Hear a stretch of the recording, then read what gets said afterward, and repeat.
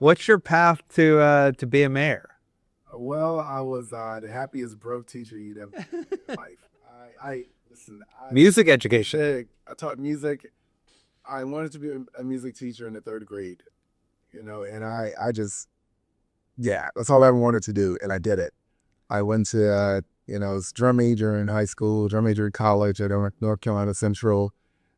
Majored in music. I'm a classical tubist, jazz saxophonist, played trombone and big band, all around. And I started teaching music and was really good at it. Never had to suspend a kid. Just amazing. I loved it. But I was always also a risk taker. And I remember asking my kids in middle school, it's like, hey, who's left the country? No one raised their hand. Said, okay, so who's left North Carolina? And only like a third raised their hand. And I said, who's left Durham? And still half the class had not raised their hand. Wow, that blew my mind. So I raised $17,000 as a beginning teacher. And I took 34 students to New York City. Oh my God. And we were in IB school. So I took them to New York City.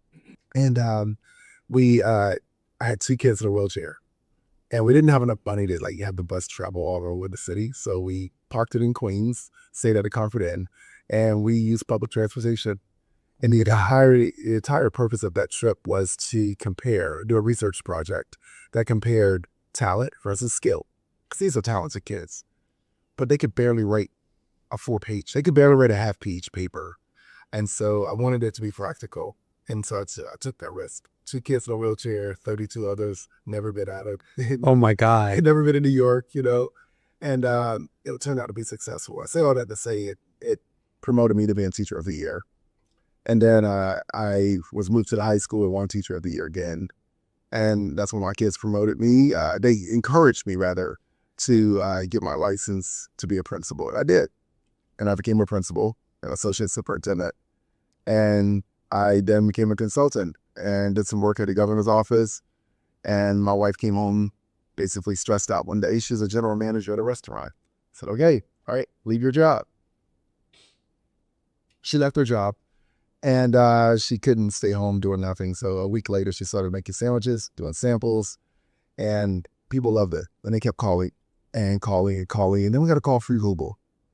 And then about 3 hotels called. Next thing you know, our catering is blowing up. The NAACP calls. And at that point, I had to leave my job at the governor's office and be my wife's delivery boy. I did it for 9 months, and I said, that's enough. So we opened a restaurant. We opened the first Zimbabwean restaurant in the United States. We now have 3 restaurants. We just closed one, and we have Zweli's Akaya at American Tobacco in Durham, North Carolina. And we have Zweli's Cafe at Duke University. But Zweli's Kitchen was the one that we opened.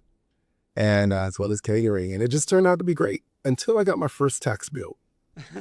So wait a minute. Oh. So now I have to choose between rent and my taxes.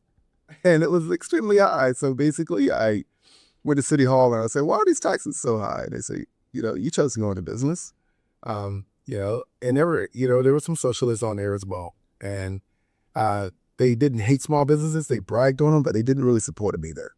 And it just really frustrated me. So I said, I need to change this. There's no small business representation up there. And I ran for council. And it was the worst thing I ever did. If you want to run for office, let me tell you, it was the worst, but yet best decision I ever made. And the reason why I say that is because there were lots of bickering and arguing amongst council members, and I would always. They even wrote an article about it one time, and there he is. He sits back, and he puts his head forward, and that's when it would start arguing. So if I ever did that, the public knew. There are 2 council members that are going to argue in public right now. I wrote my resignation letter to leave council, and on a Sunday evening, and I left my office because I was going to submit it that next Monday at the council meeting. But when I came in the next day, the letter was ripped up, and it was ripped up by a custodian that I didn't know, and it's a little short Hispanic lady, and she said, Leonardo Williams, there's no way we're going to lose the only hope that we have on that council. Oh my God. And that changed my life. And what I didn't know was that that night for the council meeting where I was going to submit my resignation, actually the current mayor at the time announced that she was not going to run for re-election.